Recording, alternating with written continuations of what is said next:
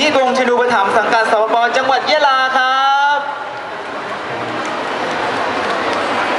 นี่บังชิโนปถัมภ์ครับสุดยอดเด็กไทยมุ่งมั่นทั้งขันแบบอย่างด้วยปัญญา Supremacy with Brain and Wisdom ณดินแดนเวทมนต์อันไกลโพ้นซึ่งเป็นอาณาจักรแห่งมนตราของเหล่าพ่อมนแม่มนผู้พิทักษ์โลกแม่มนสาวแสนสวย3 ตนได้รับมอบหมายภารกิจอันยิ่งใหญ่ให้ลงไปแก้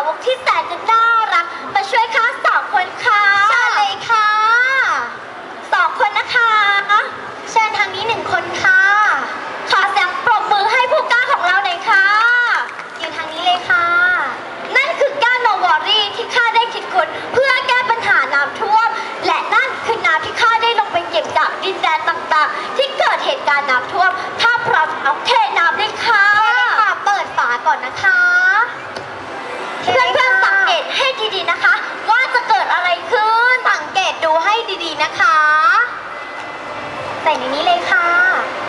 สังเกตดูให้ดีๆค่ะ ว้าวเดี๋ยว no worry เต่าหนังใครก็ไม่รู้จักเต็ม Wonderful เพื่อนสาวกับทั้งสองสามารถอธิบายด้วยหลักการทางวิทยาศาสตร์ได้ไหมคะไม่เป็นไรค่ะเชิญรับของที่ระลึกแล้วไปออกกำลังกายให้สนุกนะคะเชิญรับเลยค่ะขอบคุณค่ะ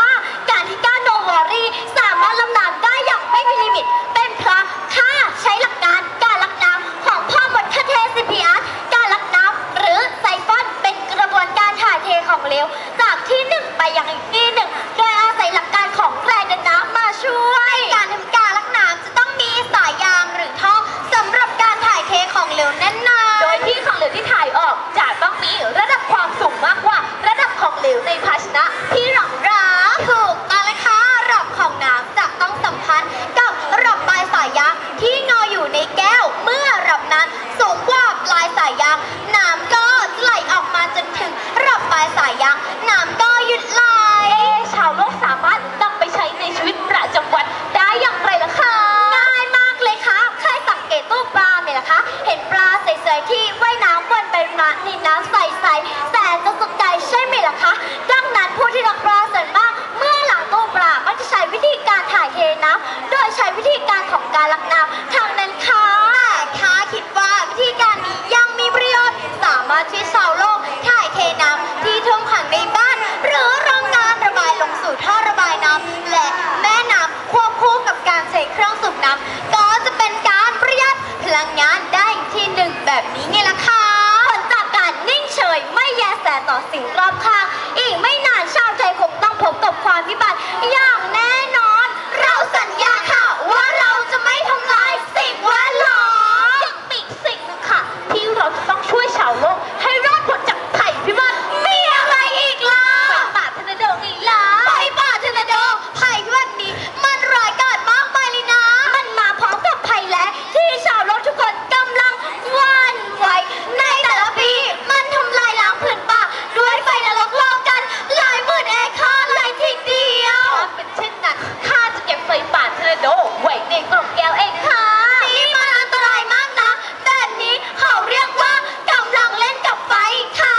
ถูกต้องแล้วค่ะชาวโลกไม่ควรเล่นกับไฟเพราะหากไม่ระมัดระวังมันจะทำลายชีวิตและทรัพย์สินเลยทีเดียวคุณแม่หมดขอร้องบอกมาเดี๋ยวจัดให้นี่คือกล่องแก้วเก็บไฟทอร์นาโดของเราว้าวเพอร์เฟคแต่ข้าขอดวงใจของทุกท่านมาช่วยข้าเล่นแสงไฟทอร์นาโด